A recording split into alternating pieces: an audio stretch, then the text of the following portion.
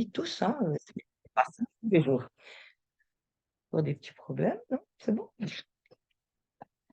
Voilà, alors on ne voit pas très bien là-dessus, mais je vais vous dire un petit peu. Donc, du coup, on aura 3 parties. La première partie dans les généralités. C'est important, je pense, de bien comprendre quels sont les liens que nous avons entre âmes, aussi pour comprendre les émotions, pour comprendre les choix que nous avons pu faire dans l'incarnation.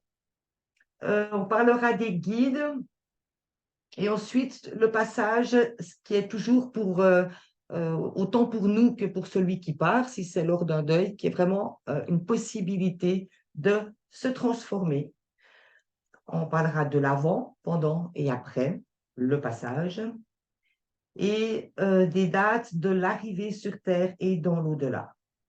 Ensuite, on aura un chapitre consacré un peu plus à ce qui est le passage final, donc de la terre au ciel, où je vous expliquerai un petit peu comment l'âme se prépare déjà plusieurs mois avant le passage, même si c'est une mort brutale, l'âme sait à l'avance que dans quelques mois, elle va monter, enfin que l'être terrestre va monter, va s'unir à elle pour monter vers la lumière. Et donc, il y a toute une préparation qui se fait. Ça, c'est vraiment tous des enseignements que j'ai reçus en grande partie de l'INA et de certains êtres de lumière. Donc, vous apprendrez ici qu'il y a un ange du passage qui vient dans tous les passages. Donc, lui, il a beaucoup de jobs. C'est sûr qu'il y a dans le monde beaucoup, beaucoup de passages. Et je vous expliquerai un petit peu ce qui se passe quand l'âme quitte le corps physique et les différentes phases de transformation une fois qu'on est de l'autre côté. Donc, quand on a quitté notre corps. Le lien au corps physique après le passage. On va juste aborder très brièvement le sujet des âmes errantes, parce que c'est quand même important de bien comprendre pourquoi ça peut exister, ne serait-ce que pour nous ne pas rester bloqués dans l'errance, parce que c'est vraiment terrible. Voilà. Et ensuite, on a bien sûr des outils, parce que le but, c'est pas seulement de donner de la théorie, c'est aussi, mais qu'est-ce qu'on fait avec ça quand on est dans un passage, parce qu'on sait que tous les passages, on a des moments où on doit sortir de notre zone de confort, c'est compliqué de lâcher l'ancien. On a le passage qui peut être plus ou moins long selon ce que c'est comme passage, et après, on a euh, la naissance ou la renaissance. Donc voilà, on aura des outils qui nous donneront quelques possibilités de mieux traverser ces différents passages de notre vie. OK, alors,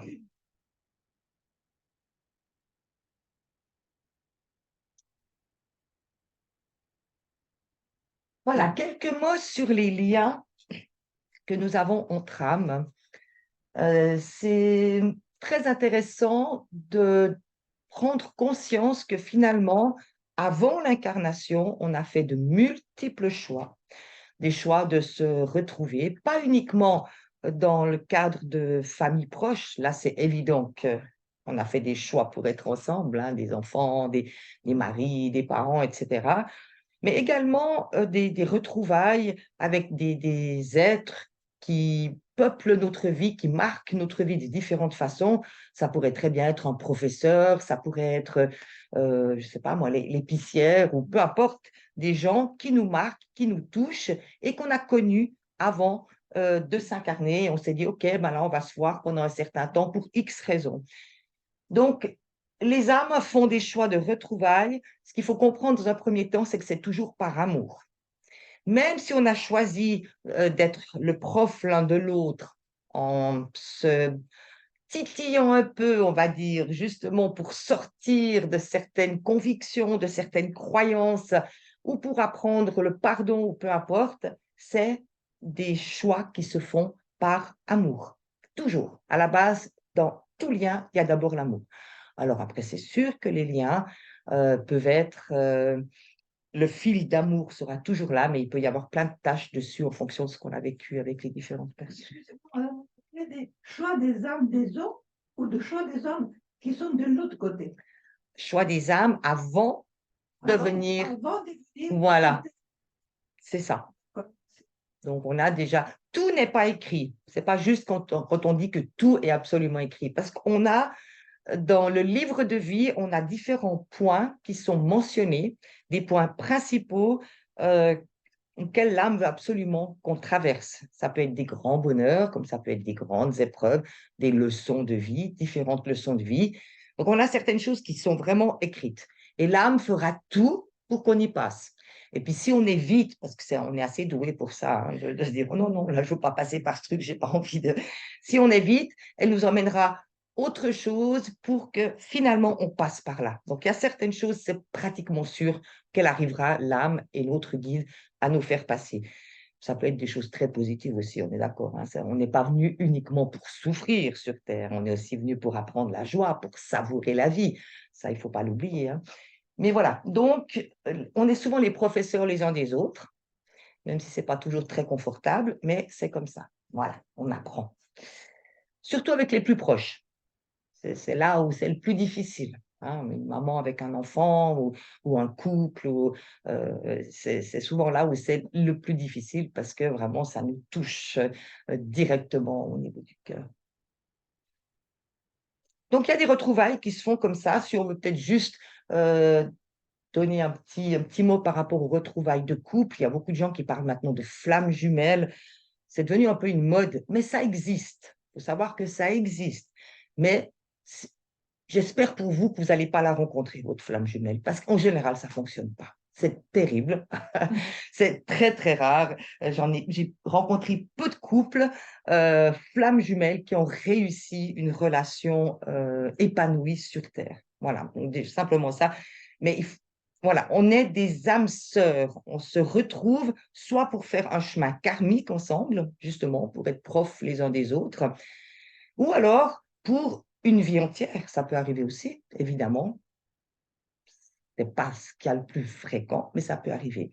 Si on est compagnon karmique, au moment où on a liquidé notre serment, notre karma, éventuellement, avec cette autre personne, et qu'on a terminé ce contrat, qu'on a signé avec lui avant l'incarnation, on a toujours la possibilité de rester en couple, mais ça ne sera plus la même notion d'attirance sexuelle, amoureuse, etc. Ce sera plus un lien dans la tendresse, dans la fraternelle.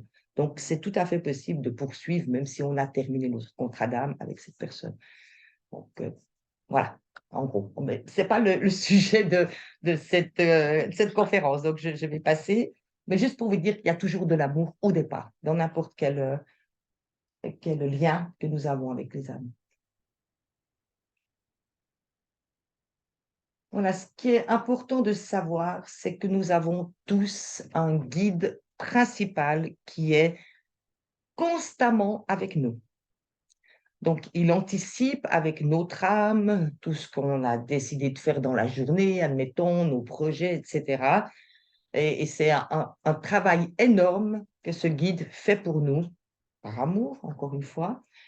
Mais on a tous un guide. Alors, ça dépend presque envie de dire des religions. Il y a certains guides qui sont connus comme des grands maîtres, comme Jésus, comme des maîtres ascensionnés, ça peut être Mohamed, ça peut être. Et c'est des guides principaux qui vont s'occuper de beaucoup d'êtres humains. Jésus, par exemple, il est guide de plein de monde. Mais quand on atteint un niveau supérieur tel que le sien ou d'autres maîtres, il peut être constamment avec toi, admettons, et avec vous, et avec de la même façon. Donc, c'est comme s'il se multiplie partout et vraiment, il gère, il est là, il prend la main, il sèche nos larmes. Enfin, si vous avez Jésus comme guide, je peux vous dire, c'est juste génial parce que c'est un frangin incroyable. Moi, c'est mon guide, alors c'est pour ça que je peux vous dire. Ça a été Lina pendant quelques temps, puis après, c'est Jésus. Mais voilà, ça peut être d'autres guides aussi. On a souvent nos proches, quand ils montent suffisamment dans les plans supérieurs, ils ont la possibilité de nous guider aussi. Donc, ça arrive qu'ils le font pendant un certain temps, mais ils doivent avoir atteint un certain niveau. Lina, par exemple, elle a été mon guide principal pendant quelques années après sa mort, et elle est toujours le guide principal de deux de ses sœurs. Voilà, elle a choisi ça. Mais pour moi, elle m'a dit, maman, écoute, c'est un peu compliqué avec toi. À un moment donné, c'est trop de boulot. Allez, Jésus veut bien prendre le relais. Et au début, je n'étais pas trop d'accord parce que je me suis dit, mais je vais perdre ma fille encore une fois parce que guide, elle est tout le temps là. Mais en fait, non, rien à voir. Elle est quand même toujours là de la même façon, mais elle n'a plus cette responsabilité vis-à-vis de moi, que je suive bien ma voie correcte et tout. Voilà. Après, on a de temps en temps d'autres guides qui peuvent être des archanges, des maîtres ascensionnés. C'est toujours des guides, bien sûr, dans des plans supérieurs, hein, qui sont là pour une raison bien précise. On a, par exemple, Marie. Bon, moi, je vous parle des guides que je connais le plus, hein, étant à la base chrétienne, même si je connais beaucoup d'autres types de religions. On a par exemple la douceur, la tendresse de la mère, de Marie. Elle vient souvent, par exemple, pour une maman qui a des problèmes avec son enfant, ou elle peut être très présente dans des cas spécifiques pour aider euh, une ou l'autre personne. Et puis après, tous ces êtres de lumière sont présents pour nous et on peut les appeler sans les déranger à chaque instant. Donc, ils sont tout contents quand même si ce n'est pas notre guide principal, on peut les appeler et ils arrivent là tout de suite pour nous aider. Voilà, toujours par amour.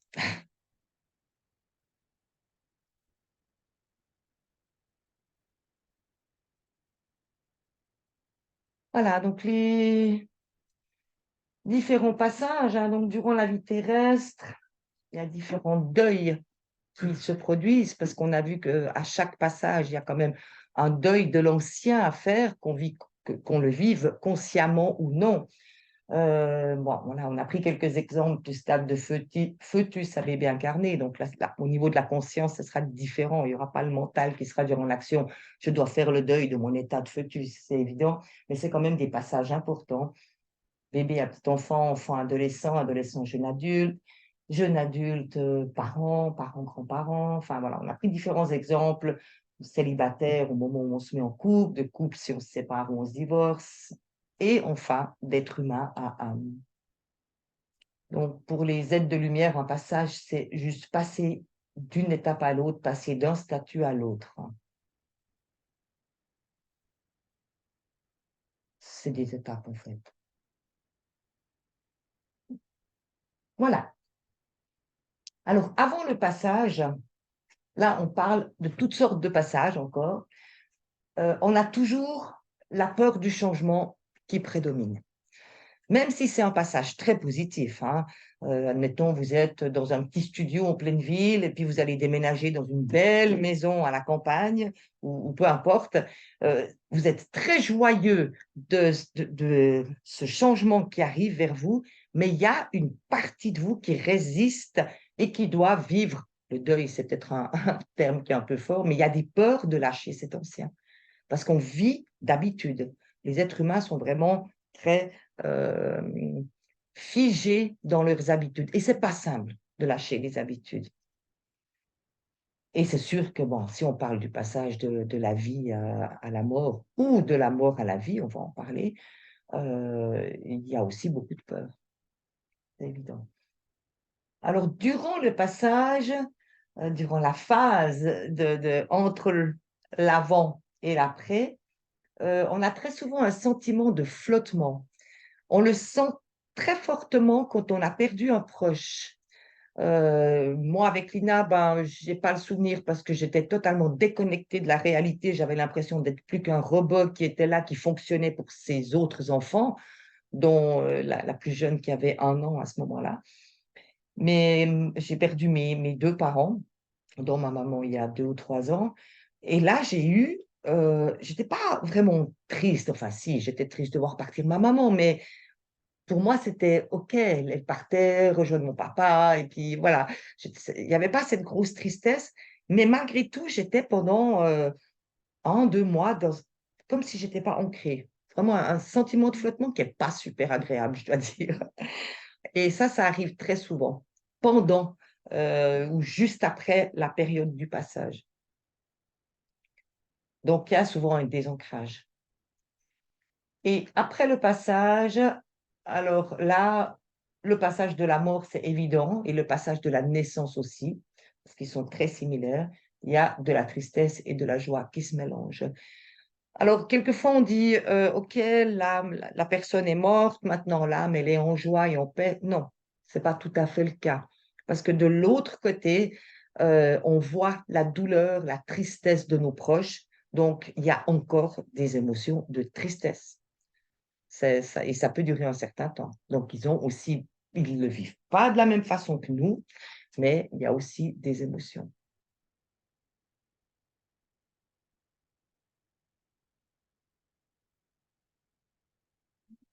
Alors, voilà, ici on parle des émotions justement par rapport à ces différents passages.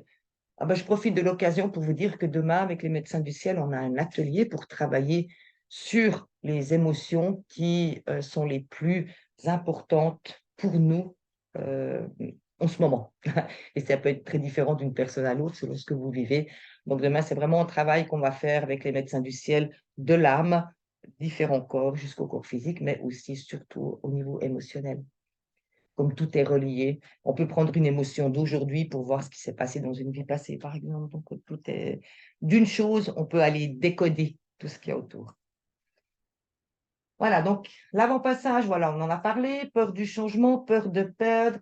Et il y a souvent aussi une forme de colère, comme si on n'accepte pas ce qui nous arrive. Et là, l'objectif, pour être bien avec ce qu'on est en train de vivre, c'est de faire un travail, ou disons de comprendre, d'être dans des prises de conscience que finalement, en étant dans l'acceptation, on s'unit à son âme et puis on pourra passer nettement plus facilement cette période qui reste une période assez déstabilisante. Faire la paix en soi et avec les autres, avec le pardon principalement. Les médecins du ciel, je le répète, je pense, chaque fois, mais si je ne le dis pas, ils vont me dire pourquoi tu ne l'as pas dit. Donc, je le dis. Le pardon, c'est vraiment le plus important, j'ai envie de dire, dans vos vies, dans nos vies, pour moi aussi, bien sûr.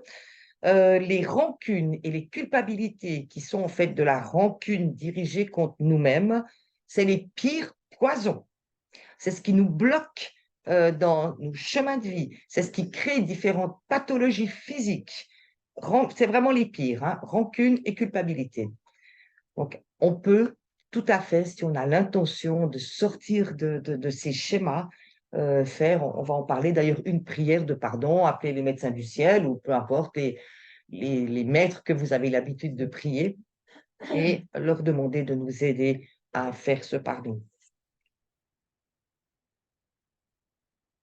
Lui, il n'est pas dans l'acceptation, là, dehors. Hein. Il n'est pas du tout dans l'acceptation, lui. Hein. Vraiment pas. Hein.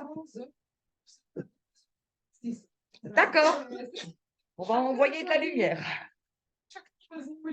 C'est ça. Voilà. Donc, et exprimer l'amour et la gratitude. Alors ça, c'est quelque chose aussi qu'on peut très bien faire, et même c'est important de le faire avant de mourir. J'ai été appelée quelquefois durant ces 24 ans où je travaille au service de la lumière à aider des personnes à mourir, en fait. Des personnes qui étaient prêtes d'un point de vue physique, qui étaient âgées, qui n'avaient aucune raison que le corps et le cœur résistent, mais elles restaient là et finalement très mal. C'est des résistances. Ne pas partir parce que, pourquoi?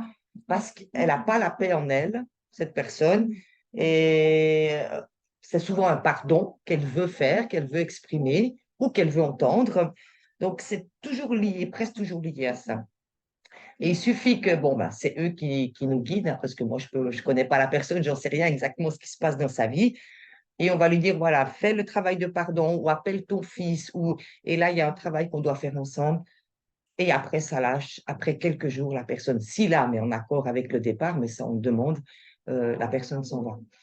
Donc, c'est aussi ce qui peut bloquer au niveau des passages, et ce qui est assez douloureux, finalement. Et exprimer l'amour et la gratitude. Lina me disait une fois, maman, mais si tu savais, pendant un certain temps, sa mission, donc ma fille là-haut, parce que quand on est là-haut, on n'est jamais en paix. Hein. Quand on dit enfin, on n'est jamais en paix. On repose pas en paix. C'est tout faux de dire repose en paix parce que Lina, elle se marre. Elle dit, mais maman, si tu savais, depuis que je suis là, on fait que de bosser tout le temps. Mais bon, ils prennent pas ça comme nous. Hein. Ils sont heureux de faire ça. Donc, du coup, pendant un certain temps, elle s'occupait d'accueillir les âmes qui arrivait après le passage quoi, sur l'autre rive. Et elle me disait, mais maman, si tu savais le nombre de personnes qui arrivent de l'autre côté et qui disent, ah, mais j'aurais dû dire merci à celui-ci, j'aurais dû dire merci, et j'aurais dû dire je t'aime, et j'aurais... Faisons-le pendant qu'on est encore là. Ça nous évitera de l'autre côté d'être mal parce qu'on ne l'a pas fait. On peut toujours le faire depuis de l'autre côté, bien sûr, mais peut-être tout le monde ne va pas l'entendre de la même façon. Donc, exprimons, exprimons la gratitude, exprimons l'amour. Ça nous fait du bien nous-mêmes et puis ça fait tellement du bien aux autres. Mais souvent, on a de la peine. Moi, si je prends mon exemple avec mes parents, on se disait jamais je t'aime. Et puis, c'est quand Lina est morte, un jour, il me dit, maman, dis je t'aime à grand-maman. Je dis, mais ça va pas, elle va me prendre pour une cinglée si je lui dis ça. Allez, maman, dis je t'aime à grand-maman. Puis elle insistait tellement, j'ai dit, bon, ok. Dès que j'ai revu ma mère, je dis, maman, je t'aime, mais j'étais mal à l'aise, c'était pas du tout naturel, quoi. Et elle s'est mise à pleurer, et depuis ce jour-là, on s'est dit, je t'aime tous les jours. Et voilà, c'est des petits blocages qu'on a, et c'est tellement important de l'exprimer aussi, même par la parole, Voilà. Alors, ça, c'est l'avant-passage.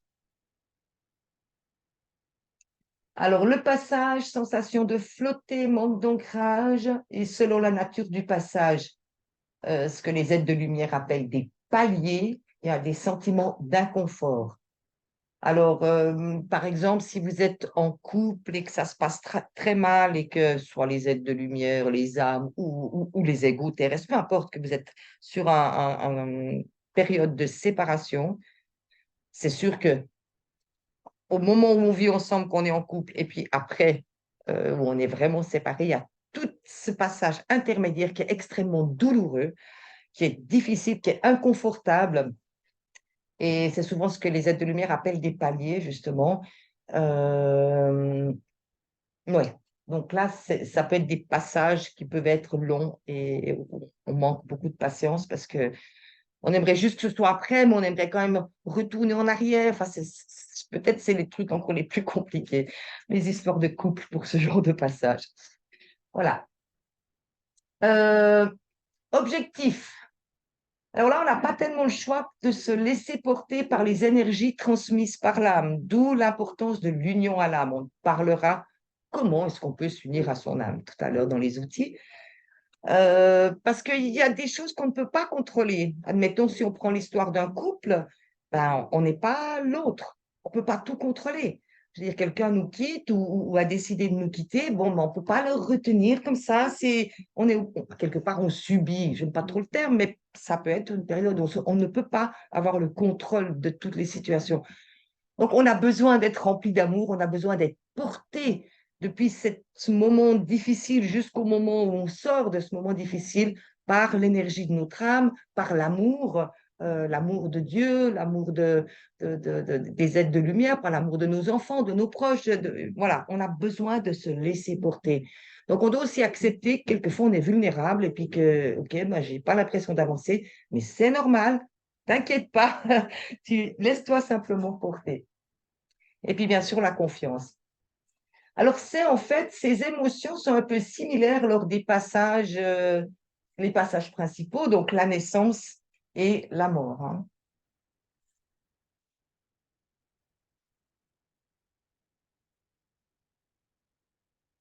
Alors, l'après-passage, donc là, il y a tout un mélange d'émotions. Tout est ravivé. Donc là, c'est sûr que la tristesse, c'est plus, plus, plus. On a quand même de la joie, même dans un passage où je prends par exemple ma maman, qui est la dernière proche familiale qui est partie de l'autre côté.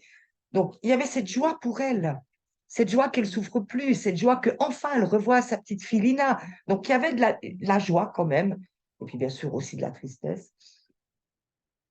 Et là, voilà, ici, il faut faire le deuil quand même, vraiment, ce travail de deuil dans l'acceptation et tout, et apprendre euh, ce nouvel état d'être que nous sommes devenus. L'après-passage, ça peut durer quelques années même. Oui. Ben, surtout, tu vois, je veux dire, si tu perds un enfant, si tu... puis comme on parlait, je ne sais plus avec qui tout à l'heure, il y a des marques qui restent en nous.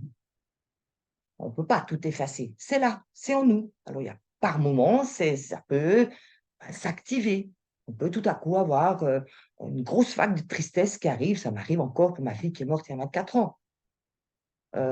OK, ben voilà, tu accueilles, ça vient, tu pleures un coup, puis c'est bon.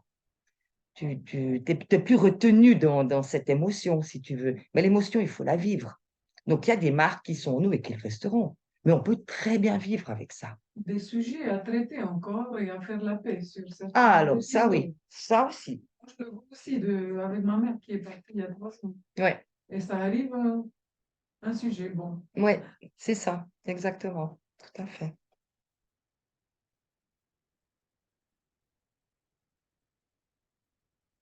OK, là, on part sur un petit peu plus sur ce qui est du passage final. Enfin, final, façon de parler, parce qu'après, il y a encore un autre passage pour revenir, si on revient. Mais voilà, donc ça, c'est Lina qui disait, la vie est un challenge merveilleux, la mort l'est encore davantage. Donc, on a deux passages principaux, c'est la naissance et la mort. Et il y a beaucoup de similitudes dans ces deux passages avec les émotions qui sont ravivées. Quand vous quittez votre famille d'âme, alors vous avez décidé de vous réincarner, vous avez fait toutes les réunions avec les membres de votre famille d'âme, avec vos guides, etc. Mais vous les quittez, il y a de la tristesse de les quitter, même en tant qu'âme. On est triste de quitter nos proches qui sont de l'autre côté. Mais on est très content de revenir sur Terre et de retrouver d'autres membres de notre famille d'âme qui sont incarnés. Donc, il y a toujours cette espèce de mélange de tristesse et de joie. C'est la même chose pour un être qui meurt. Il y a de la tristesse de quitter les proches. Même l'âme, hein, même quand il a fait le passage, il y a de la tristesse, mais en même temps la joie de retrouver les proches qui sont de l'autre côté. Et voilà. Donc, il y a vraiment toujours cette espèce de mélange d'émotions qui est là. Ouais. Ça parle de l'attachement. On est attaché. On est attaché à nos proches, tu veux dire. Oui, et c'est pour ça qu'on a la tristesse. On est attaché. Alors, on doit apprendre l'amour avec détachement. Ça, c'est un sujet, là, ils n'arrêtent pas de nous bassiner avec ça et c'est vraiment pas simple. Je leur dis, vous n'êtes pas sympa avec nous par moment parce que l'amour avec détachement, c'est vraiment le gros, gros sujet, même pour ce qui me concerne, hein. C'est pour ça que je vous en parle. Donc, même dans la voiture, là, 4 heures de temps jusqu'à que j'arrive ici, c'est et puis ça, ils n'ont pas arrêté, hein. Alors, d'accord, mais je crois que j'ai compris. Il me semble que j'ai compris un petit truc en plus. Mais... Donc, on apprend de toute façon tant qu'on est sur Terre. Mais l'attachement, je dirais plutôt que c'est de l'amour. C'est de l'amour qu'on a pour ces gens-là. Et puis, bien sûr, ça, c'est quelqu'un de proche qui quitte le plan terrestre, tu n'auras plus le même contact physique avec cette personne. Donc, ça rend triste. C'est normal, il y a de la tristesse, tu vois. On peut peut-être dire que c'est de l'attachement. Attachement à la forme physique et à ce qu'on connaît. Oui, à ceux qu'on connaît. Parce qu'en effet, on ne se sépare jamais. Ben non, non. Lina, les premières années où elle était décédée, et puis tout à coup, il y avait une musique à la radio et tout qui me faisait penser à elle et que je commençais à pleurer. Elle arrivait tout de suite, puis comme je l'entends n'importe quand, elle me disait, mais maman, enfin, je suis là. Je disais, mais oui, mais en fait, c'est pas la même chose, quoi. Mais c'est vrai que quand on a cette conscience, cette connaissance, que finalement, il n'y a pas de séparation, que tous ces mondes sont superposés à quelque part, et puis que ces liens d'amour sont toujours là. Et nos proches sont très souvent avec nous, très, très souvent. Selon peut-être aussi nos besoins, selon leur mission, selon plein de choses. Mes parents, par exemple, c'est pas souvent que je les ai en ligne. Je pourrais, mais c'est pas très souvent parce que je ne ressens pas le besoin, puis eux non plus, probablement. Alors que Lina, c'est tous les jours. Et c'est pas vrai que quand on va vous dire, oui, non, mais il faut pas parler aux morts parce qu'on les retient. C'est faux. Ce qui les retient, c'est notre tristesse. Donc, eux, ils sont tout contents de nous parler parce qu'on est un peu moins triste quand on les entend. Donc, si une âme doit passer par l'analyse de vie, par exemple, ce qui est le cas pratiquement pour, en tout cas, nous adultes, on doit y passer. Les enfants, quelquefois, ils n'ont pas besoin, ils arrivent à monter direct. Mais nous, normalement, on passe par l'analyse de vie. Durant cette phase-là, on ne peut pas on est comme en quarantaine, on va dire. On ne peut pas aller transmettre des messages à nos proches qui sont sur Terre. Voilà, ça c'est une période où il n'y a pas de communication. Et puis, mais si c'est le cas, on ne va pas pouvoir les déranger parce qu'on ne peut pas simplement. Donc, il y a peut-être un guide qui va venir vous dire, il est en plein boulot là, tu reviens dans 6 mois ou dans 3 semaines. Et voilà, il y a des phases où on ne peut pas leur parler pour X raisons, donc on ne pourra simplement pas, c'est tout. Mais ouais, voilà. Alors voilà, ça je vous ai quand même mis, c'était intéressant, donc je vais juste vous dire, tous ces textes que j'ai là, en fait, c'est Lina et les aides de lumière qui me les ont dictés, hein. Moi, je suis juste la secrétaire, là, je fais que retransmettre ce qu'on m'a donné. Alors l'âme fait le choix du jour de l'arrivée sur Terre et du départ de celle-ci. Pour décider de la date de naissance, elle utilise différents facteurs, tant d'un point de vue personnel que familial et planétaire. Il n'y a aucun hasard si vous naissez sous un signe du zodiaque, puisque les astres ont aussi un rôle à jouer dans votre incarnation. La force et la fragilité transmises par le signe sont aussi calculées pour votre chemin d'incarnation, de même que les vibrations des chiffres de la date de naissance. En ce qui concerne la mort, c'est à peu près identique dans le sens où, selon ce qui aura été expérimenté, le chiffre de la date favorisera l'analyse de vie et les différentes libérations qui s'opéreront durant celle-ci. Personne ne peut influencer ces décisions de l'âme. Elle agit en toute sagesse, détenant le savoir et l'importance de ces éléments. Voilà. Donc, c'est vrai qu'au moment où l'âme a choisi de quitter le plan terrestre, on peut accompagner la personne, mais en règle générale, ça peut arriver effectivement qu'on peut faire changer de choix l'âme, mais pour un temps donné. Mais en règle générale, non, l'âme, elle est vraiment, elle sait pourquoi elle part à telle et telle date, quoi. Même si c'est un enfant, même si c'est un accident, même si c'est...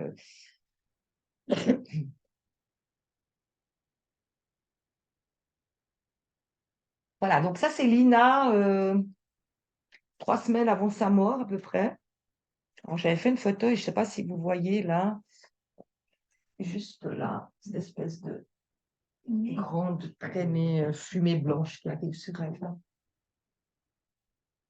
Préparation de l'âme. Donc, normalement, une âme, normalement, c'est pratiquement toujours le cas, se prépare pendant 9 mois à s'incarner ou à monter, à faire le passage depuis la vie jusqu'à l'au-delà. Donc, c'est à peu près 9 mois. L'activité de l'âme durant ces quelques mois, donc elle fait davantage de voyages entre les mondes. Elle peut se manifester sur des photos, ben voilà, on a l'exemple ici. La porte entre les mondes s'en trouve déjà avant le passage. Et c'est aussi toute une préparation qui se fait avec les âmes des proches. Donc il se peut que certains d'entre eux aient des visions, des ressentis, des rêves avant le départ. Donc c'est vrai que quand on y repense, et bon, moi j'ai accompagné pas mal de personnes endeuillées, quand on y repense, il y a souvent des phénomènes qui ont eu lieu pendant les 9 mois avant la mort. Ouais.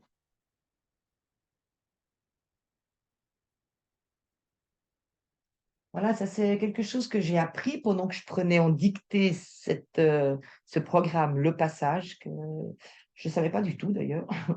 Donc l'archange Azraël est nommé par la hiérarchie céleste pour donner le coup de baguette magique dans l'éther, pour que toute onde négative s'écarte et que l'être passant d'un monde à l'autre soit totalement entouré d'énergie de paix et de courage. Alors, comme les êtres ayant atteint une très haute dimension, il peut se trouver à plusieurs endroits à la fois et opère pour chaque passage avec la même bienveillance et le même amour. Mais qu'est-ce que ce sont ces ondes négatives? Alors, dans le monde invisible, on a toutes sortes d'ondes, hein. On a des ondes très lumineuses et puis on a aussi des ondes, des énergies qui sont beaucoup plus sombres. Alors, Je ne sais pas si vous avez déjà eu des proches qui sont décédés et que vous avez accompagnés peut-être durant les derniers mois. Très souvent, ils ont ce que les médecins appellent des crises de décompensation, des choses comme ça. Donc, il n'y a pas de raison particulière, où tout à coup, ils se sentent persécutés, où ils font des cauchemars, où ils ont très peur, etc. C'est parce que, comme on l'a dit ici, pendant ces 9 mois, il y a une préparation qui se fait et l'être, en fait, va faire du voyage astral. Bien sûr, il ne sait pas du tout ce que c'est, mais c'est comme si tout à coup, il se trouve dans des mondes sombres qu'on pourrait appeler l'enfer. Voilà. Il se trouve dans des mondes de deuxième dimension et il y a des peurs énormes à ce moment-là. Ce n'est pas uniquement des gens qui ont des choses à se reprocher, ou pas du tout, ça n'a rien à voir. Même Lina, durant sa dernière nuit, euh, en fait, j'habitais à l'île Maurice à ce moment-là et elle commençait à avoir de la peine à respirer. Donc, elle avait les poumons qui se remplissaient d'eau et elle avait beaucoup de glaire. Et c'est elle qui a demandé à aller à l'hôpital pour aspirer les glaires. Parce que quand on était en Suisse et qu'elle était au CHUV, enfin à l'hôpital universitaire suisse, voilà, c'est ce qu'il faisait quand elle allait pas bien et puis elle arrivait mieux à respirer. Alors, du coup, on a été dans un hôpital, une clinique privée, pourtant à Maurice, mais je ne vous dis pas l'état des cliniques privées à Maurice, en tout cas à l'époque.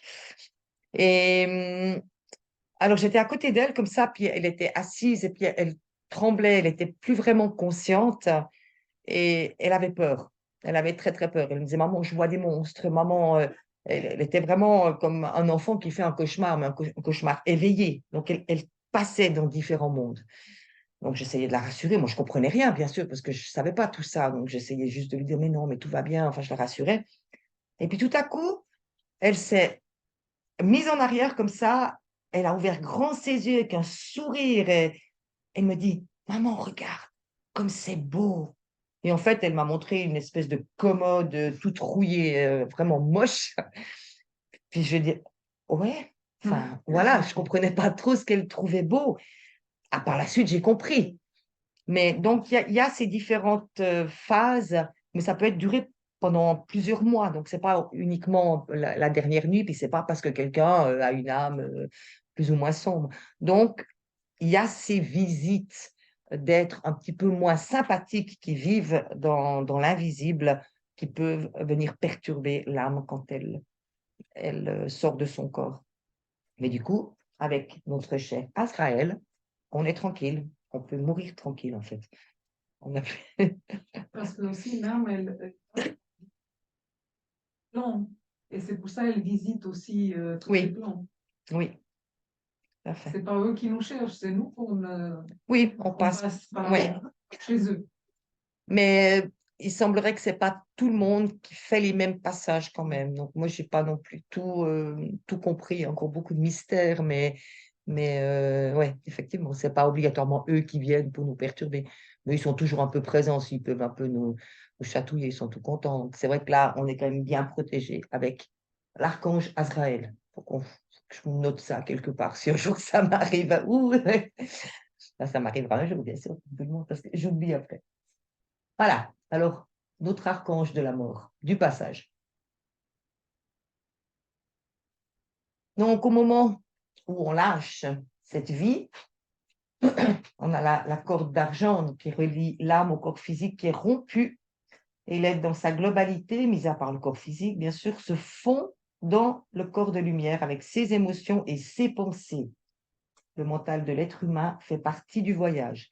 Donc, ce n'est pas parce qu'on est mort que tout à coup on devient sage et lumineux. On emmène tout avec nous.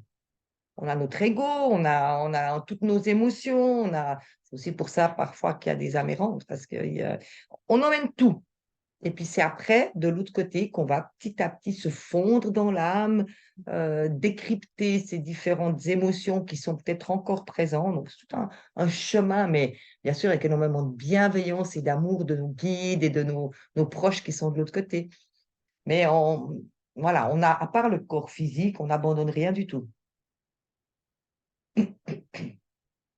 Voilà, c'est petit à petit ensuite qu'il retrouvera la sagesse et les connaissances de son âme. Cette transition se fait tout en douceur. Voilà. Ouais.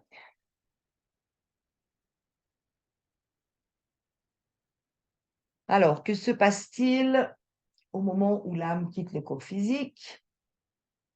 Donc, en général, hein, ça dépend aussi quel type de mort on a, hein, mais il y a le ressenti que le corps physique s'affaiblit, on sort du corps.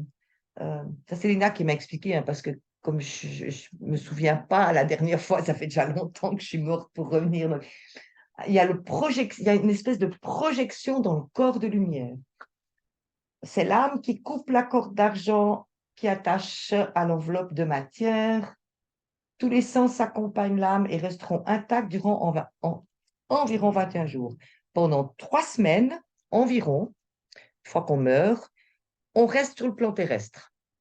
On a besoin de cette adaptation. Déjà, pour rester avec nos proches, pour accompagner notre corps physique, parce que quand même si souvent on ne s'aime pas, on se trouve moche, voilà, mais ce corps, malgré tout, on a de l'amour pour lui, parce qu'il nous a porté toute cette vie. Donc, on accompagne le corps, on reste proche de nos proches, etc. Et après, on monte, on suit les guides.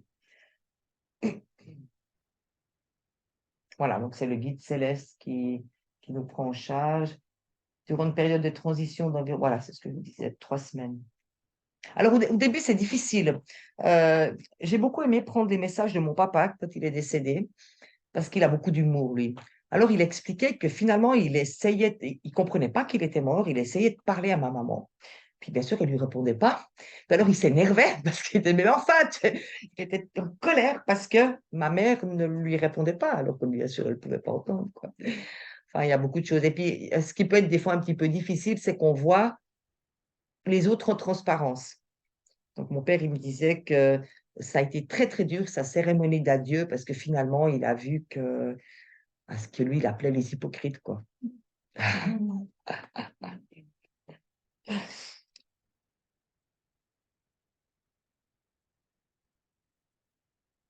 Voilà, donc les phases de transformation, une fois qu'on est de l'autre côté, hein, donc il y a aussi beaucoup d'émotions, comme je vous l'ai dit. Et pendant ces 3 semaines, c'est là où on peut avoir des signes assez flagrants d'ampoules qui clignotent, d'objets qui bougent, des petits claquements sur une porte, des choses assez tangibles, j'ai envie de dire, et visibles pendant ces 3 semaines. C'est pas du tout une entité, quelqu'un qui vient vous perturber, c'est votre proche qui est là, qui dit coucou, tout va bien. Donc voilà. Lina, par exemple, elle allumait des bougies. Autant bizarre que ça puisse paraître, j'avais une bougie qui était là sur la table et elle s'allumait toute seule. Elle faisait vraiment beaucoup, beaucoup de choses. Et moi qui connaissais rien de tout ça, je trouvais ça juste extraordinaire. Je disais, ah, elle est là, ma fille. Et voilà. Et après, une fois qu'on monte vers la lumière, bon, bien sûr, de l'autre côté, c'est la grande fête quand même quand on arrive, hein. Donc nous, on est triste de lâcher nos proches qui sont sur Terre, mais tous les autres de l'autre côté, ils nous attendent. Là, c'est la grosse fiesta, quoi. Enfin, t'es de retour, et puis il y a énormément, énormément de joie. Donc ça, c'est très, très beau aussi, hein. Mais après, il faut passer par l'analyse de vie. Et ça, c'est une période qui peut être comme je disais, de 3 semaines à 6 mois. Et on a le choix de la commencer quand on veut. Mais tant qu'on ne l'a pas fait, cette analyse de vie, on stagne, on ne peut pas avancer à quelque part. Puis on a envie d'avancer pour pouvoir aider nos proches qui sont sur Terre. Donc c'est encore une fois par amour qu'on se dit, OK, allez, j'y vais, je vais voir tout ce que j'ai fait comme bêtises dans cette vie, qu'est-ce que je n'ai pas compris. On prend notre courage à deux mains et puis on va faire cette analyse de vie avec notre guide, bien sûr. Donc là, c'est vraiment, comme Lina l'explique, c'est comme si c'est sur un grand écran et puis on voit les différentes scènes. Et puis finalement, on va ressentir le mal qu'on a fait à l'autre.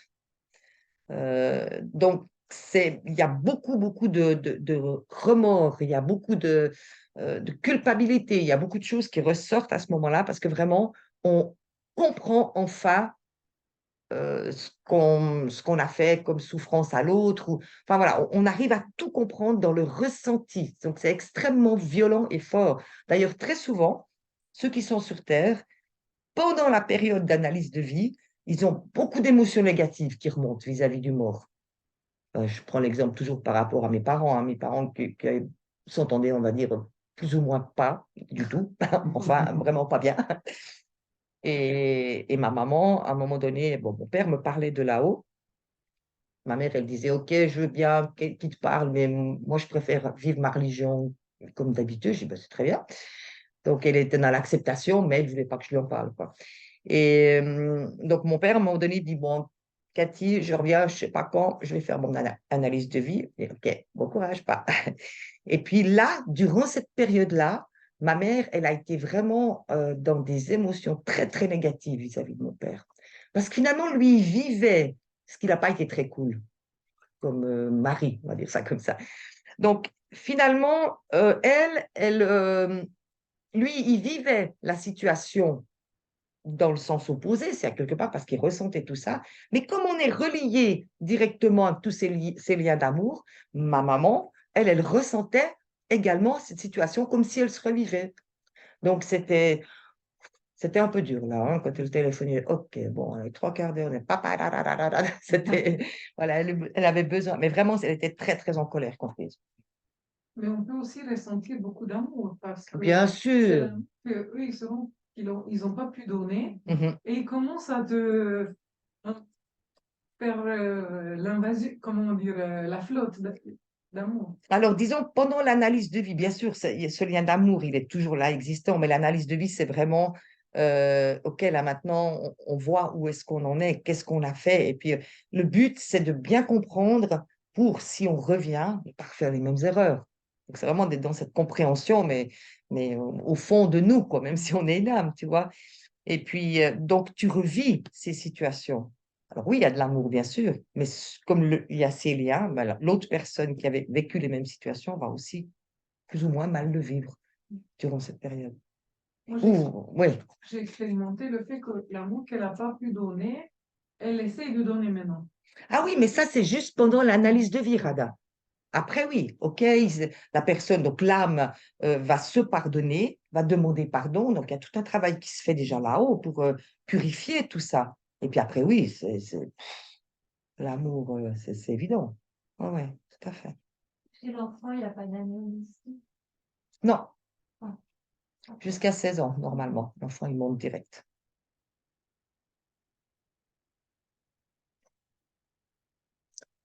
Je peux encore continuer, Rada, hein. Si tu veux. Bien sûr. Ok. Alors, le lien encore physique après le passage. Donc là, on va peut-être parler assez rapidement.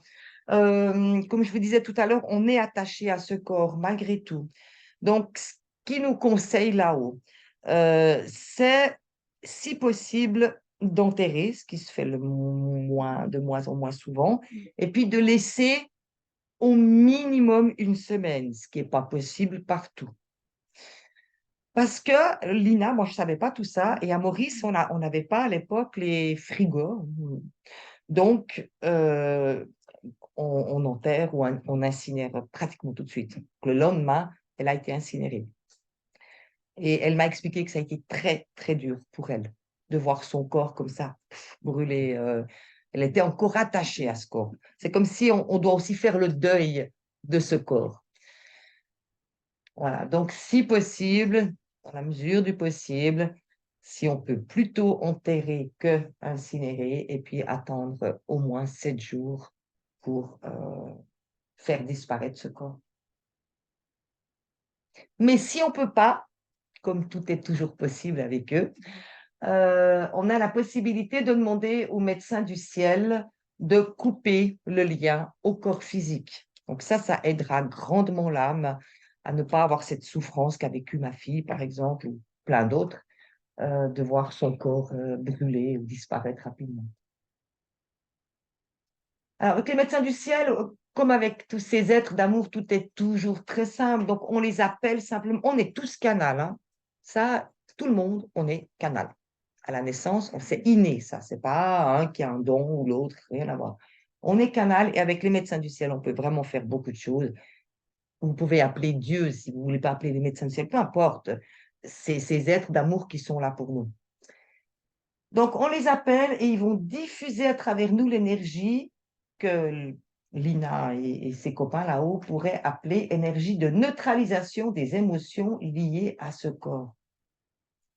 Donc, on reste debout, les paumes des mains dirigées vers le corps, environ 1 mètre de celui-ci, et les médecins du ciel vont passer à travers notre canal pour ces énergies de neutralisation des émotions liées au corps. C'est très simple. On remercie toujours, bien sûr, et on fait ce soin à l'âme et au corps physique pour qu'il n'y ait pas cette souffrance, en tout cas qu'elle soit atténuée. Les médecins du ciel vont passer à travers pour diffuser cette essence qui va remplir tout l'espace qui constituait l'aura au moment où l'âme était encore rattachée au corps physique. L'aura va se reconstituer de manière provisoire, mais non plus l'aura de notre âme, donc ça c'est l'INAC qui me dicte, hein, mais l'aura éthérique qui neutralisera les émotions vis-à-vis du corps. Donc voilà, des petits outils, on les oublie, mais franchement, essayez de les garder, ça vaut la peine. Puis, si c'est une autre heure de partir, on peut toujours transmettre les infos plus loin pour pas que nos enfants nous brûlent le lendemain, quoi. OK? Voilà, on ne va pas vraiment aller très en profondeur sur ce sujet, il faut juste savoir qu'il existe des âmes errantes. Et les fantômes. On peut appeler ça des fantômes, mais ça, on va dire que c'est les gentils fantômes. Ça veut dire que c'est des âmes qui sont perdues, des âmes qui ont pas réussi à trouver la lumière et puis qui ont besoin d'aide. En général, quand elles se manifestent à nous, c'est vraiment qu'elles ont besoin d'aide.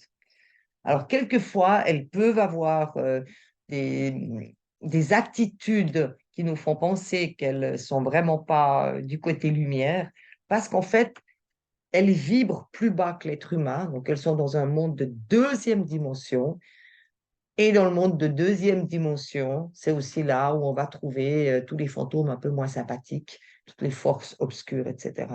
Donc, elles peuvent avoir effectivement surtout si ça fait longtemps qu'elles sont en errance, on peut penser que c'est des entités du bas astral, mais la plupart du temps, c'est des âmes errantes qui ont besoin d'être aidées. Voilà, donc il faut leur exprimer l'amour, pardonner, rassurer. Mais bon, c'est pas non plus quelque chose dont il faut avoir peur, hein. Les mondes sont superposés, donc il y en a partout, ça va, ça vient. Là, on en a peut-être 50 qui sont déjà venus voir ce qui se passe, et ça nous fait rien. Ça nous fait rien du tout. Qui sait combien sont ici parmi Ben, nous? plein, Fait une conférence beaucoup plus large qu'on s'imagine. plein. Alors, voilà. Alors, il y a plein d'âmes très lumineuses, mais il y a aussi des âmes qui viennent chercher des réponses. Voilà. Mais pourquoi il y a une amertume, c'est en général avec une mort violente ou... Alors oui, ça peut être des morts violentes, mais ça peut aussi être, c'est souvent lié aux peurs, les peurs de laisser, par exemple, moi dernièrement, j'ai aidé une amérante à monter vers la lumière, c'était une maman qui était morte jeune, puis elle avait des petits-enfants, et elle ne voulait pas laisser ses enfants. Donc des fois, on ne comprend pas que si on reste là comme ça, on ne va pas aider, au contraire, parce qu'on va faire baisser les vibrations des êtres vivants, enfin incarnés. Mais donc voilà, ça peut être ça, mais après, on a quand même régulièrement des gens qui se retiennent à leurs biens matériels. Des gens soit qui ont bossé toute leur vie pour avoir une maison et puis qui veulent garder leur maison, ou alors des envies de vengeance. Quand on part dans des émotions très négatives, de vengeance ou de... Voilà. C'est souvent quand il y a vraiment beaucoup, beaucoup d'émotions. Et puis, on a tous, quand on passe de l'autre côté, nos proches et les êtres de lumière qui sont présents. Mais des fois, on est aveuglé par des émotions négatives, on ne les voit simplement pas. Comme les personnes qui se suicident. Je dis, mais ça, il faut vraiment jamais faire. C'est la pire des choses à faire, de se suicider. Vraiment. Moi, j'ai fait des tentatives de suicide quand j'étais jeune, donc pour dire. Mais franchement, mais heureusement que j'ai pas réussi, quoi. C'est vraiment atroce pour une âme. Parce qu'il y a une telle culpabilité d'avoir fait ça, de voir les proches c'est horrible pour les parents, pour les proches de quelqu'un de suicidé. C'est vraiment... Donc, souvent, ils ne partent pas vers la lumière, ils restent. Ils ont besoin d'être pardonnés. Ce n'est pas toujours le cas, mais très souvent, les suicidés, oui. Quand vous parlez d'aller vers la lumière, on entend différentes choses. On dit au moment de la mort, certains disent il faut aller vers le tunnel de lumière, et d'autres qui disent non, il faut surtout pas le suivre, parce que là, on retombe dans le schéma de réincarnation, et que si on veut évoluer, il faut pas aller vers pas suivre la lumière. Alors moi, je dirais que je pense que c'est beaucoup plus simple que ça. Euh, je- à mon avis, c'est la lumière qui vient à nous à ce moment-là. On a nos proches, on a nos guides, et puis je sais pas, je pense qu'on est vraiment aspiré vers ça. On a envie d'y aller. Mais après, il y a effectivement des. Non, alors, au niveau de l'incarnation, je pense que c'est. Pour ce qui me concerne, je pense que c'est faux. Peut-être que je me trompe, hein. On ne sait pas là si on va choisir telle ou telle voie qu'on se réincarne ou non. C'est pas à ce moment-là Non. vraiment C'est après l'analyse de vie avec les guides où on se dit, bon, peut-être si je reste en haut, parce qu'on a le choix, qui nous disent hein, de rester en haut. Ils nous disent, parce qu'à quelque part, ils nous poussent bien quand même s'il faut redescendre, mais on a le choix quand même. Mais on va mettre beaucoup plus de temps, bien que vous me diriez que là où il n'y a plus de temps, pour apprendre. L'école de la Terre, c'est l'école la plus difficile. Donc, on est toutes des âmes super courageuses d'être ici. On est un peu, pas toujours très, je sais pas moi, on est un peu fou, quoi. Parce qu'on est des âmes très, très courageuses pour être incarnées sur Terre. Mais on apprend beaucoup plus vite. C'est ce qu'on veut, en fait. Ça fait plus mal aussi, mais on apprend. C'est plus intense. C'est ça.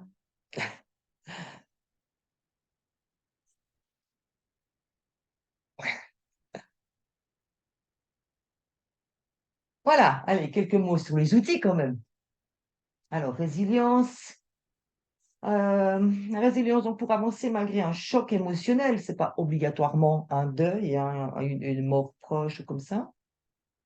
La résilience, c'est l'apprentissage de vivre le changement. Alors, vous ne pourrez pas effacer les douleurs émotionnelles, mais vous pourrez les utiliser pour vous reconstruire sur des bases différentes. Alors, on parlait d'amour, hein. C'est clair que l'amour, c'est l'énergie la plus puissante. Avec l'amour, on peut faire énormément de bien, on peut se faire du bien à nous-mêmes. Réconforte, élève, les aide dans la souffrance. Quelqu'un qui va partir, qui va monter, s'il est un peu angoissé et tout, il n'y a pas besoin de lui exprimer 50 millions de trucs. Mais t'inquiète, là-bas, ça ira bien et tout. On lui prend la main, on le regarde, on lui envoie de l'amour. C'est bon, il n'y a pas besoin de beaucoup plus que ça. L'amour, ça porte. Voilà, des pensées d'amour tous les jours. Donc, si vous avez quelqu'un qui traverse justement une période difficile parce qu'il y a eu un deuil proche ou des choses comme ça, d'envoyer de l'amour, ça fait énormément. Il y a une étude scientifique allemande, je crois, où ils ont analysé combien le cœur fabriquait de photons. Je ne vais pas dire de bêtises, mais je crois que c'est à la seconde, ça devait faire 20 ou 30 photons. C'est un truc naturel, hein. Quand on envoie de l'amour, j'ai plus les chiffres, hein, mais je crois que c'est dans les 100 000. C'est énorme, énorme, énorme. J'avais diffusé une fois ça, il faudrait que je recherche les infos exactes. Mais c'est impressionnant. Et le photon, c'est de la lumière, quoi. Donc, c'est vraiment quelque chose qui est puissant, qui est vraiment là et qui peut aider énormément de gens. Et l'amour, l'amour, l'amour. Et se donner de l'amour aussi. Et des fois, ça, c'est plus compliqué. Alors, des petits outils tout simples. Là-haut, ils aiment bien les outils simples. Ils disent, des fois, ils disent aussi c'est trop simple, alors vous ne les utilisez pas parce que vous n'y croyez pas, mais c'est dommage parce que ça fonctionne. Donc, on parlait d'union à l'âme pour différentes choses hein, durant cet exposé. Alors, pour s'unir à l'âme, il y a plein de possibilités, bien sûr plus compliquées les unes que les autres.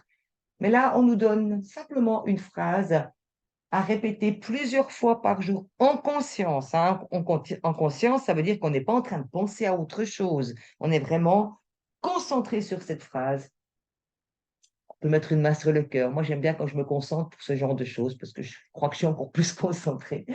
Je me libère de toute limitation, de tout voile pour être uni à mon âme. À répéter comme un chapelet, comme un mantra. cette union à l'âme.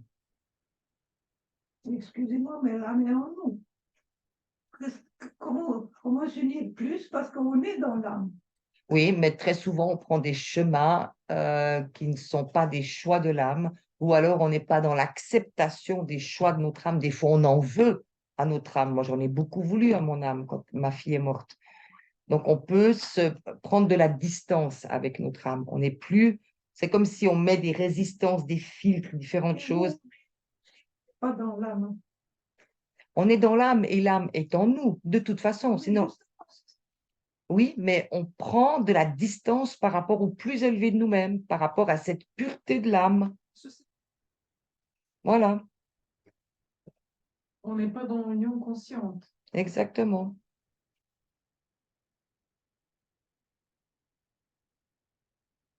Si vous vivez certaines expériences difficiles, souvent vous êtes dans la victimisation. Vous vous sentez victime. Vous avez l'impression que vous subissez, alors que peut-être c'est un choix de votre âme, de vous faire vivre certaines choses pour grandir, pour comprendre, alors on en veut à notre âme. On prend de la distance avec elle. On n'accepte pas. Mhm.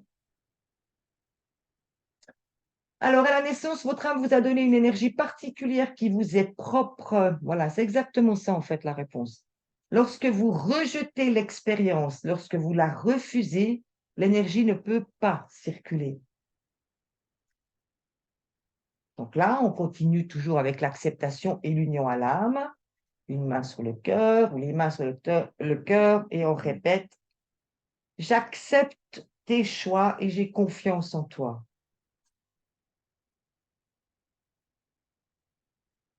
Puis c'est exactement ce que vous dites ici, madame. À cette âme qui vous accompagne et qui est vous. Vous êtes votre âme. Oui. C'est ça. Mais parfois, on prend de la distance.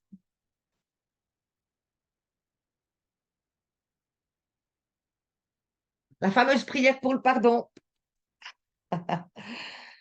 Alors, ils nous disent, les médecins du ciel, que tous les jours, on va prendre un peu de temps pour se brosser les dents, pour faire sa toilette, etc., physique, et qu'on devrait instaurer une discipline pour tous les jours faire la prière du pardon, comme une hygiène émotionnelle, pour éviter de créer en nous justement des rancunes, de la culpabilité, etc. Se sentir en paix pour Pardonnez-nous, pardonnez les autres. les deux. Ça va presque toujours dans les deux sens. Parce que souvent, quand on a vécu quelque chose dans cette vie, il y a de fortes chances qu'on ait vécu une chose similaire, mais dans des rôles contraires dans une autre vie. Donc, même si quelqu'un vous a fait du mal, vous lui dites, je te pardonne et je te demande pardon. Comme ça, vous êtes sûr au moins que le lien va pouvoir être purifié dans les deux sens.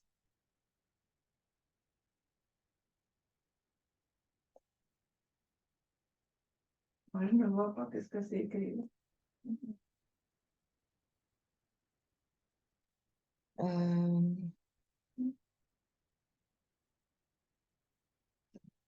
Vous allez grandir. je vais vous la lire. Oui, je ne vois rien. Alors, après nous avoir appelés, donc appelés les médecins du ciel ou les guides, exprimez ceci. J'invite là où les âmes de la personne à qui vous pensez à ce moment-là à me rejoindre.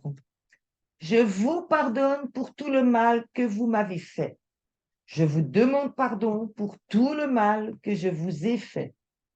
Je demande à ce que nos liens soient épurés et que l'amour brûle toutes les négativités. Je vous libère comme vous me libérez du passé. Voilà. Et de là, on envoie des rayons d'amour vers ces êtres.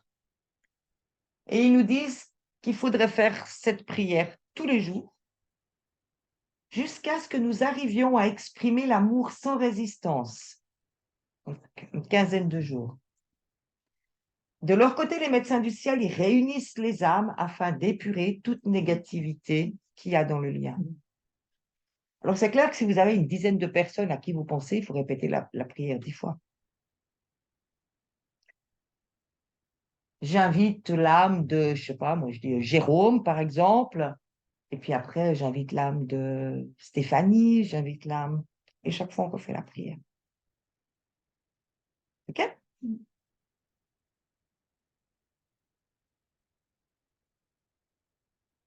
Alors, se libérer des émotions. Alors, comme on a dit, les marques sont là, mais on peut utiliser la force des émotions négatives, soit la colère ou la tristesse ou autre, comme tremplin pour créer, par exemple. On le voit très souvent après un deuil. Bon, moi, je l'ai vu peut-être plus souvent pour des parents qui ont perdu des enfants.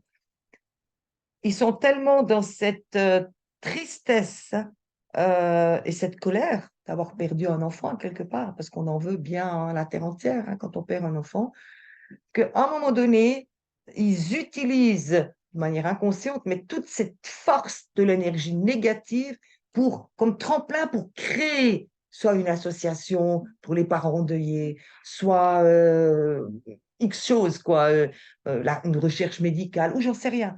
Donc, ils arrivent à utiliser ça et finalement à faire transformer cette énergie négative en quelque chose de positif, comme un tremplin.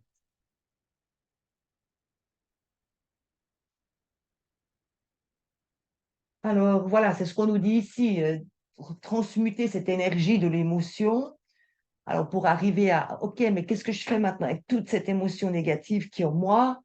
Alors, ils me disent, fermez les yeux, entrez à l'intérieur de vous en union avec vos âmes et réfléchissez. Que rêvez-vous de vivre? Comment rêvez-vous d'être? Est-ce que vous souhaitez créer quelque chose, artistique, association, ou simplement vous occuper de vous? Il faut prendre du temps pour s'analyser comment je peux passer à travers ce passage douloureux ou cet après-passage douloureux. Réfléchissez, vous écrirez ce qui ressortira de ce petit échange entre vous et vous. Posez les intentions, demandez, remerciez, laissez venir à vous. Donc ça, c'est les médecins du ciel. Donc, vous pouvez en tout temps nous appeler, nous sommes vos amis, nous serons immédiatement présents à vos côtés par amour. Alors, n'hésitez pas. Souvent, on a besoin quand même de leur aide, d'une aide un peu spirituelle, on a toujours besoin d'ailleurs, mais des fois plus que d'autres. Et là, on nous donne une prière qu'on peut faire quand on a perdu quelqu'un pour le deuil. Ils m'ont dicté également, si vous voulez le faire. Alors aide-moi à aller au-delà de ma souffrance, donne-moi la force, la volonté et le courage de vivre malgré la déchirure. Donne-moi la sagesse et la compréhension. Aide-moi à voir les signes dont j'ai tant besoin pour poursuivre la route avec celui qui est parti, de manière différente, mais toujours en union. Merci de ta patience envers moi. Amen. Voilà, après, il y a différentes possibilités de se connecter. Ça, c'est plutôt pour les personnes qui sont parties de l'autre côté du voile, d'avoir des connexions, reliées sous forme de bulles. Mais là, on va pas rentrer trop dans le détail ici. Ou l'écoute de l'âme de notre proche. Voilà, pour pouvoir entendre, parce que ça aussi, canal, on est tous des canaux, hein, ça aussi, c'est quelque chose qui est donné à tout le monde. On élève on fait de l'élévation vibratoire par différents types de méditation, par des respirations, il y a plein de choses qui peuvent nous aider à élever nos vibrations. Hein. Se promener dans la nature, ça peut nous aider à élever nos vibrations. C'est pas obligatoirement être assis en tailleur et méditer. Il y a plein de choses qui nous aident. Et puis là, on se connecte, on appelle cette âme, ce proche qui est de l'autre côté du voile. Puis, en fait, c'est tellement simple, c'est trop simple. C'est pour ça que souvent on se dit, mais non, mais j'entends pas, c'est tout faux, c'est mon mental, parce que il nous parle. Donc on doute trop, alors on n'y croit pas. Il y a une possibilité avec Lina, par exemple, au début, euh, quand elle est morte, elle avait un collier autour du cou. un collier en or avec un petit cœur que je lui ai offert. Donc, je lui ai enlevé le collier je l'avais dans ma main comme ça, et ce collier s'est mis à bouger. Et pour la faire un peu courte, hein, parce que le temps passe. Et puis, je dis à Lina, Lina, est-ce que c'est toi? Il n'y a pas de courant d'air et tout. Puis, le collier se remet à bouger. Et j'étais vraiment très, très surprise. Elle était morte il y a 2, 3 heures, quoi. C'était tout frais. Et voilà, donc je lui ai demandé de me faire un oui, de me faire un non. Et puis après, bon, elle m'a répondu à plein de questions comme ça. J'étais toute excitée avec ça. Et puis après, je me suis dit, mais c'est insuffisant. J'ai besoin qu'elle m'exprime des choses, pas uniquement des oui et des non. Et quand elle était aux soins intensifs, proche de la mort, en fait, il y a une infirmière qui avait eu la bonne idée de faire un alphabet comme ça. Donc, elle avait écrit A, B, C, D sur une page A4. Et Lina n'arrivait plus à parler, mais elle arrivait encore à bouger les doigts. Donc, elle allait sur les lettres. Elle arrivait à nous parler comme ça, en fait. Elle faisait des mots et puis des phrases avec son doigt. Et puis, je me suis dit, tilt, on va faire pareil. Donc, j'ai écrit un alphabet et puis je passais avec le collier de Lina sur chaque lettre, et chaque fois que c'était la bonne lettre, le collier se mettait à bouger. Et c'est comme ça que j'ai commencé à canaliser, en fait. Ce n'est pas comme maintenant où j'entends, voilà, ça a été tout un cheminement. Donc, c'est vrai qu'on peut aussi, il faut beaucoup plus de patience avec l'alphabet, parce que très souvent, on entend des mots qui veulent absolument rien dire, donc il faut reprendre. Mais enfin, c'est quelque chose qui est possible aussi de les entendre par ce biais-là. Voilà. OK. On arrive au terme. Je ne sais pas si vous avez des questions. J'arrête juste l'enregistrement. C'est très flou, hein?